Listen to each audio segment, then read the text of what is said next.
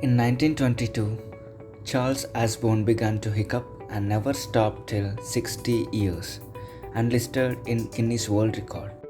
Meanwhile, Jennifer Mee was an young lady to hold the record of frequent hiccups, 50 times per minute for 4 weeks, in the year 2007. What causes hiccups? It actually occurs when the stomach is stretched widely, like swallowing air, eating, and drinking too much. Some intense emotions or responses may have link with hiccups. During the course of evolution, there are some anatomical structures either disintegrated or evolved during our evolutionary period. Some theory says hiccups began many million years ago when aquatic animals come out of water and evolved to amphibians.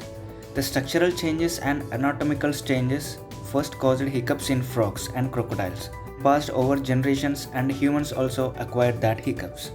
But hiccups are truly only in mammals. No birds, lizards, turtles, or any other air-breathing animals. It occurs when a diaphragm suddenly stretches down to intake air. But the glottis is at closed position at that time. Due to the built pressure, the glottis opens suddenly, making the sound.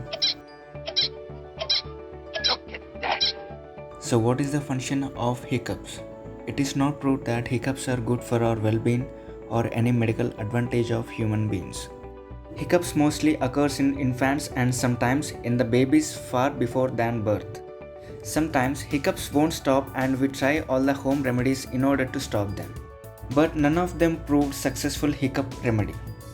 For instance, we try a glass of cold water, holding breath for a moment, blowing a balloon, or being suddenly frightened.